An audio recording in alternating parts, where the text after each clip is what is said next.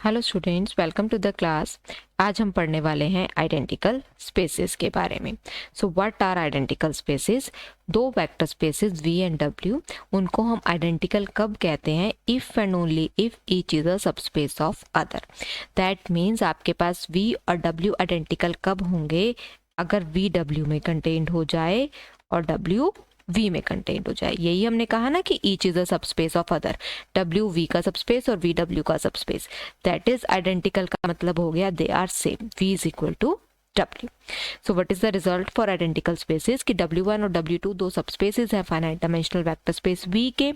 s1 s2 उनके spanning sets हैं। तो w1 is equal to w2 कब होगा?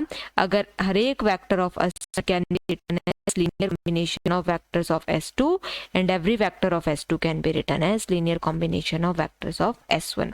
क्या मतलब हुआ कि आपके पास हमें प्रूफ करना है w1 is equal to w2। हमें प्रूफ करना है w1 is equal to w2। क्या गिवन है? s1 का हर एलिमेंट s2 के एलिमेंट्स के लीनियर कॉम्बिनेशन में लिखा जाता है एंड s2 का एलिमेंट s1 के लीनियर कॉम्बिनेशन में लिखा जाता है। तो मैंने s1 और s2 लिखा। s1 में मैंने एलिमेंट ले लिया u1 u2 up to un, ठीक है। s2 is equal to v1 v2 से vm। आप दोनों में n भी ले सकते हैं, दोनों में डिफरेंट भी ले सकते हैं। आपको यहाँ पे ये नहीं गिवन है कि दोनों के डायमेंशन सेम है, ठीक। तो अब आपको ये दिखना है कि u1 u2 un जो है v1 v2 vm के लीनियर कॉम्बिनेशन में आता है and v1 v2 vm u1 u2 un के लीनियर कॉम्बिनेशन में आता है। ये तो हमें गिवन है, ठीक है। तो अब हमें क्या प्रूफ करना है? w1 is equal to w2 equal to, अगर दो सेट्स इक्वल प्रूफ करने होते हैं तो हम क्या करते हैं? एक में से एलिमेंट लेते हैं, दूसरे में कंटेन कराते हैं। ये लिख देते हैं they are spanning sets of w1 and w2 respectively. तो हमने क्या किया? कोई एलिमेंट w1 से उठा लिया। w1 is spanned by s1, generated by s1, therefore w can be written as a1 u1 plus a2 u2 plus and so on an un, क्योंकि ये अपने स्पैनिंग सेट के लीनियर कॉम्बिनेशन में आएगा। अब हमें क्या गिवन है कि s1 का हर एलिमेंट s2 के एलिमेंट्स के लीनियर कॉम्बिनेशन में आपके पास लिखा जाता है। वी हैव u1 को मैं v1 v2 vm के लीनियर कॉम्बिनेशन में लिख सकती हूँ, b11 v1 b12 v2 up to so on b1m vm। मैंने ऐसा क्यों लिखा अभी आपको पता चल जाएगा, क्योंकि मुझे दूसरे के लिए भी स्केलर चाहिए, तीसरे के लिए भी चाहिए, nth के लिए भी चाहिए। तो सबके लिए मुझे स्केलर चाहिए, और कितने कितने स्केलर चाहिए? mm स्केलर चाहिए। तो मैं हर एक के सब्सक्रिप्ट तो नहीं चेंज कर, हर एक का नेम तो नहीं चेंज कर सकती ना, कि पहले को मैं a लिख दूँ, दूसरे को b, तीसरे को c, चौथे को d। हम इतने सारे नहीं लिख सकते, हम सिर्फ एक b से काम चला लेंगे, ठीक है। तो ये इसको लिख देते हैं b21 v1 b22 v2 up to so on b2m vm। तो जो सब्सक्रिप्ट्स हैं, ये जो नीचे नंबर्स लिखे हैं, इसमें फर्स्ट नंबर जो है कौन से नंबर की कौन सी रो चल रही है वो रिप्रेजेंट कर रहा है। सेकंड नंबर जो है वो कौन सा वेक्टर चल रहा है वो रिप्रेजेंट कर रहा है। 1 के साथ v1, 2 के साथ v2 और m के साथ vm। ऐसे ही जब मैं u3 लिखूंगी तो एक और लिख देती हूँ b31 v1 b32 v2 so on up to b3m vm। अब un भी लिख देते हैं। un can be written as bn1 v1 bn2 v2 so on up to bnm vm। अब ये u1 u2 un की वैल्यू हम यहाँ पे पुट कर सकते हैं। सो therefore w is equal to a1 into u1। u1 is b11 v1 plus b12 v2 plus and so on b1m vm plus a2 के साथ u2 है b21 v1 b22 v2 so on up to b2m vm। ऐसे ही last an, un की value bn1 v1 bn2 v2 so on up to bnm vm, ठीक है। अब इसके अंदर जितने भी आपके पास वेक्टर्स हैं सबको कलेक्ट करते हैं। कौन से बचे? v1 v2 vm बचे हैं। v1 के साथ क्या आ रहा है? a1 into b11 a2 into b21 plus and so on an into bn1 vector v1 v1 V1 ये कलेक्ट करती है, फिर V2 वाले कलेक्ट करते हैं, A1 के साथ B12, A2 के साथ B22, AN के साथ BN2 into V2, so on last A1 B1M, A2 B2M, AN BNM PM। ठीक है, सो दैट मीन्स V1 जो है वो V1 V2 VM के लीनियर कॉम्बिनेशन में आ रहा है, और V1 V2 VM कहाँ से हैं? S2 से हैं, so that means it belongs to the set generated by S2, और S2 से जनरेट होने वाला सेट कौन सा है? W2। W कहाँ से उठाया था? W1 में से उठाया था, कहाँ चला गया? W2 में, that means W1 is contained in W2। Similarly हम क्या प्रूव कर सकते हैं? Similarly we can prove W2 is contained in W1, so hence they are identical, so W1 is equal to, ये प्रूफ करना था, दे आर आइडेंटिकल। आइडेंटिकल के लिए कंडीशन क्या लगाइए कि S1 के एलिमेंट्स S2 के एलिमेंट्स के लीनियर कॉम्बिनेशन में आते हैं, और S2 के एलिमेंट्स S1 के एलिमेंट्स के लीनियर कॉम्बिनेशन में आते हैं। और अगर ये दोनों एलिमेंट्स आपके पास एक दूसरे के लीनियर कॉम्बिनेशन में आते हैं, दोनों सेट्स के एलिमेंट्स, तो इसका मतलब वेक्टर स्पेसिस कैसे होंगे? They will be identical. अब देखो हम एक इसका न्यूमेरिकल करते हैं। हमें क्या दिया हुआ है? हमें दिया हुआ है कि दो सबस्पेसेस है, एक तो स्पैन कर रहा है V1 is equal to 1 to 1, V2 is equal to 1 to 3, इससे स्पैन कर रहा है। दूसरा वाला आपके पास जो स्पैन कर रहा है सेट, वो है spanned by W1 is equal to 0 0 1 और W2 इज इक्वल टू 1 2 5। ये दो स्पेसेस है, इससे स्पैन होने वाला स्पेस W1 कह लो, इससे स्पैन होने वाला स्पेस W2 कह लो। हमें इन दोनों को आइडेंटिकल प्रूफ करना है। तो आइडेंटिकल प्रूफ करने के लिए हमारी कंडीशन क्या थी? ये S1 और S2 सेट दिए हुए ना, S1 और S2, S1 के एलिमेंट्स को S2 का लीनियर कॉम्बिनेशन, S2 वालों को S1 का लीनियर कॉम्बिनेशन।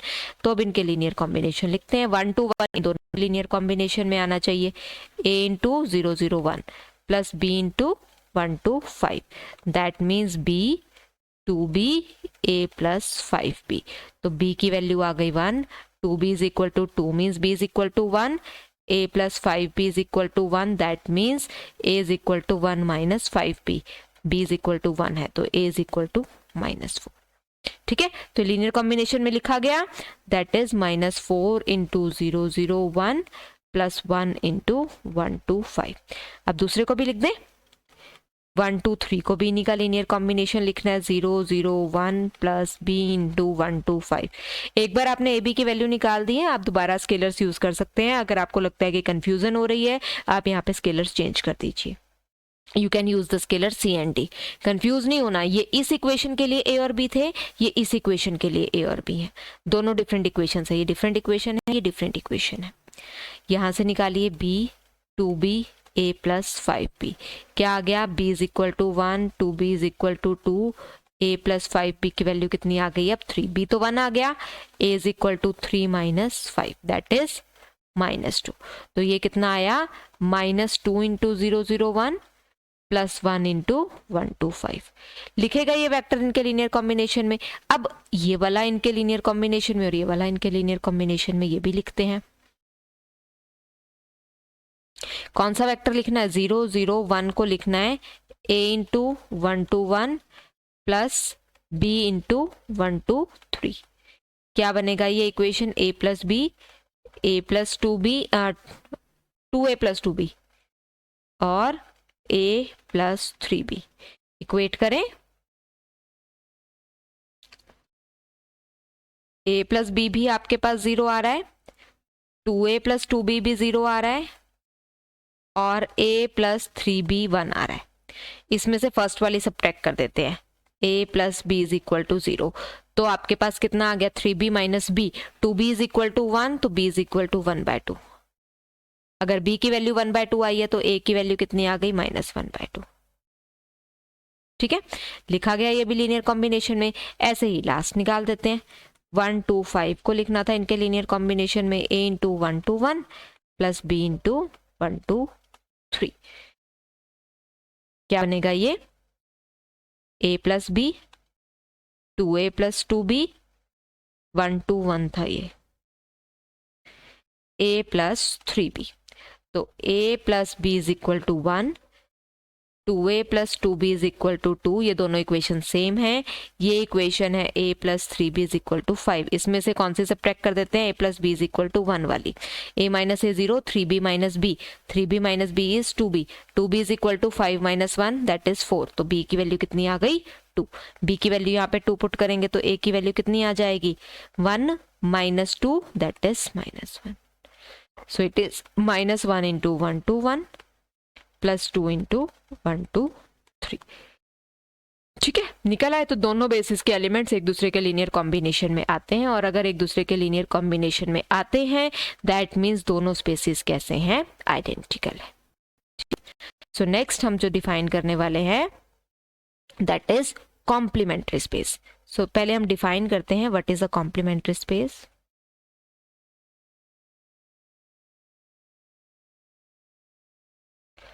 ठीक है, तो let W be a subspace of a vector space V, ठीक है, if there exists a subspace W dash of V such that V can be written as W direct sum W dash, then W dash is called complementary subspace।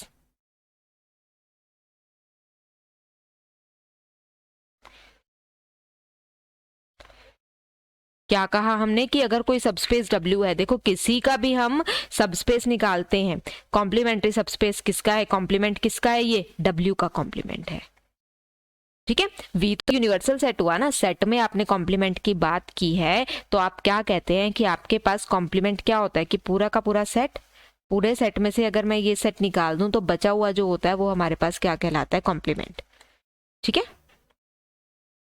यहाँ पर हमने क्या किया, पूरा space क्या है आपके पास V है, V में से एक सबस्पेस आ गया W, तो W का जो कॉम्प्लीमेंट आया दैट इज कॉम्प्लीमेंट्री स्पेस आया W डैश, वो कैसा होगा कि V can be written as their direct sum, ठीक है। दैट मीन्स इन दोनों का जो आपके पास सम होगा वो V बन जाएगा। सबस्पेसेस में हम क्या करते हैं, हम यूनियन तो सबस्पेस बनती नहीं ना, union is not a space, तो हम सम ले लेते हैं। और इंटरसेक्शन में क्योंकि आपके पास क्या होते हैं, ये डिसजॉइंट तो होते नहीं, डिसजॉइंट का मतलब क्या होता है कि इसमें आइडेंटिटी एलिमेंट सिर्फ कॉमन होना चाहिए, तो डायरेक्ट सम का मतलब भी यही है कि ये डिसजॉइंट है, दैट मीन्स इनके अंदर सिर्फ और सिर्फ 0 एलिमेंट कॉमन है, और इसका मतलब इनका सम जो है वो V के इक्वल है। तो इसको हम क्या कह देते हैं कि जो W डैश आया है that is the complementary subspace of W, क्योंकि ये W का कॉम्प्लीमेंट है एक तरह से। यहाँ पर हम कॉम्प्लीमेंट ना कह के क्या कह रहे हैं, कॉम्प्लीमेंट्री स्पेस, ठीक है। सो ये सेम काइंड ऑफ थिंग है जो हम यूज करते हैं सेट्स में।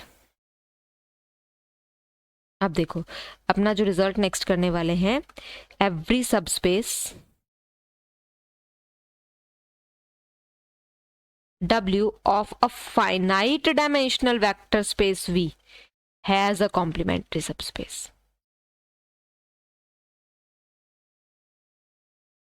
क्या मतलब हुआ इस बात का कि अगर आपके पास V जो है वो फाइनाइट डायमेंशनल है, हमें दिया हुआ है V be a finite dimensional vector space,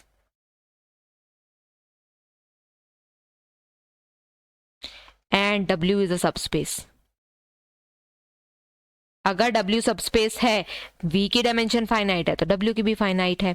तो जब भी हमें कोई बेसिस के ऊपर, डायमेंशन के ऊपर वर्कआउट करना होता है जिसमें हमें एक से ज्यादा स्पेसिस दिए, ठीक है, इस बात को ध्यान रखना, किसी भी थ्योरम के प्रूफ को करने में ये आपके लिए बहुत इंपॉर्टेंट होगा कि आपके पास 2 स्पेसिस दिए हुए हैं, एक V और एक उसका सबस्पेस W, ठीक है।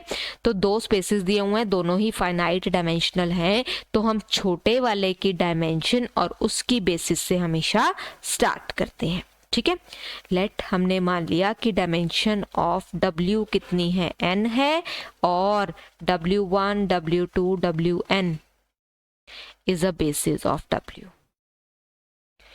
आई अगेन रिपीट कि हमें कहाँ से स्टार्ट करना होता है। अगर हमें एक से ज़्यादा स्पेसेस दिए हैं, हमें डायमेंशन के ऊपर कोई क्वेश्चन करना है, फाइनाइट डायमेंशनल स्पेसेस पे कोई क्वेश्चन करना है, हमें एक से ज़्यादा स्पेसेस दिए हैं, तो उनमें हम रिलेशन चेक करते हैं। जो भी छोटा स्पेस होता है हम उसकी डायमेंशन लेते हैं और उसकी बेसिस से स्टार्ट करते हैं।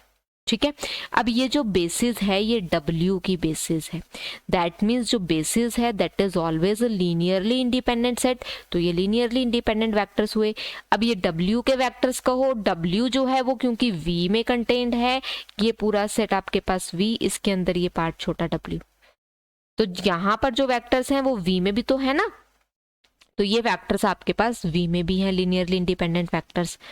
ठीक है, so therefore W1, W2, Wn are linearly independent vectors in V, or every linearly independent set can be extended to form a basis. So therefore by extension theorem,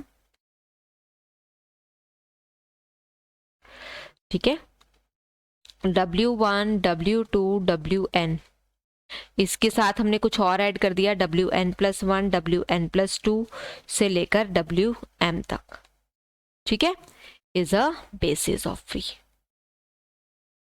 extension theorem से we have कि ये हमारे पास basis बन गई, क्योंकि इस set को extend करके हम V की बेसिस बना सकते हैं। सेट को एक्सटेंड किया तो ये बेसिस बन गई V की। सो इसका मतलब डायमेंशन ऑफ V कितनी आई, आपके पास n एलिमेंट्स ये थे, Wn+1, Wn+2, Wn तक हमने ऐड किया तो ये हो गए m एलिमेंट्स। ठीक है, टोटल m हो गए ना, m में से n ये वाले निकल गए थे। ठीक, अब लेट, एक सेट मैंने ले लिया B, इस सेट को मैं A ले लेती हूँ, A इज अ बेसिस, क्योंकि बार बार मुझे सारे वेक्टर्स नहीं लिखने पड़ते। इस सेट को हम ले लेते हैं, बेसिस है ना, इसको B लिख देते हैं, इसको C लिख देते हैं। सेट नया जो उठा रही हूँ that is C। C set में मैंने क्या उठाया है, Wn+1 से लेकर Wn+2 से लेकर Wm तक एलिमेंट्स। ठीक है, let C is this set and W dash is a subspace of V generated by C। हमें यही प्रूफ करना था ना कि V जो है W उसका सबस्पेस आ गया, V पूरा स्पेस है, तो ये वाले एलिमेंट W के थे, बचे हुए एलिमेंट से हम W डैश बना देते हैं, पूरा का पूरा बन जाएगा V। तो V तो मैं पूरा बना सकती थी यहाँ पे, क्योंकि एक्सटेंशन थ्योरम तो V के लिए लगेगी, तो बचे एलिमेंट से मैंने निकाल दिया, एक सबस्पेस जनरेट करा दिया W डैश। पहले हम प्रूफ करेंगे कि ये कॉम्प्लीमेंट की कंडीशन को सेटिस्फाई कर रहा है, फिर हम इसकी डायमेंशन निकालेंगे। ठीक है, पहले इसको कॉम्प्लीमेंट बनाते हैं।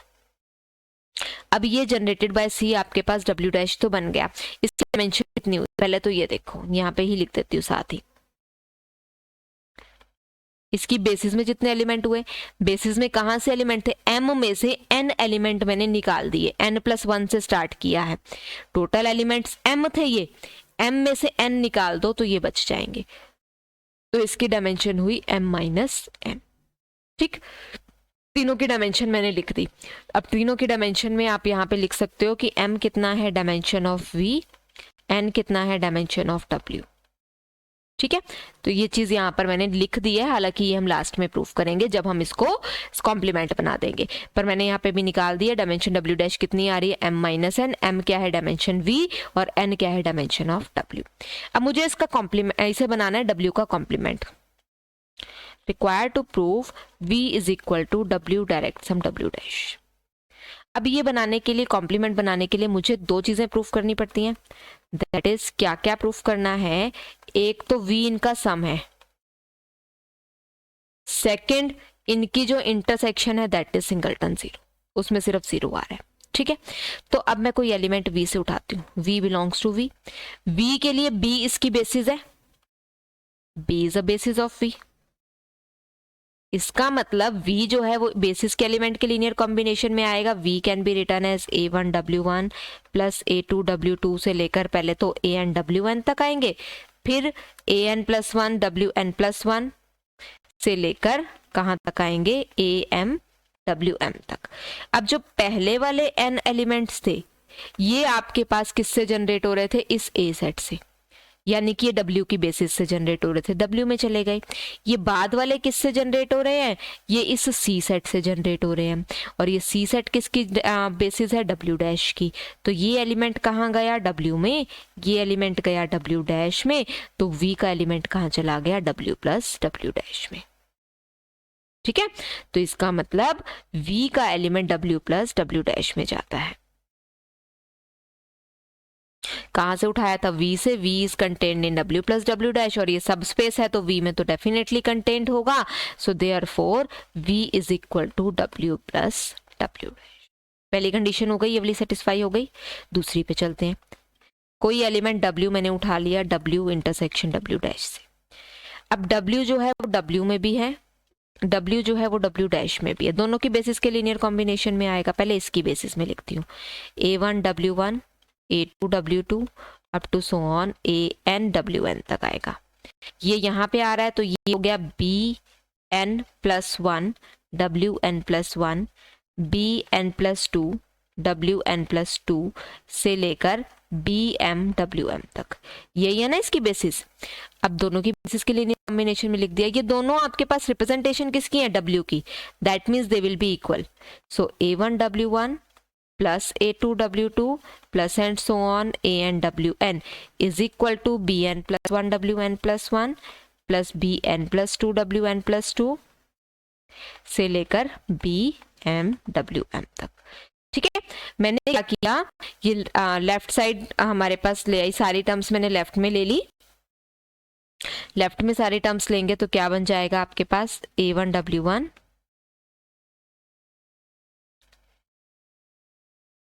plus A2 W2 plus so on AN WN minus BN plus 1 WN plus 1 minus BN plus 2 WN plus 2 minus and so on minus BM WM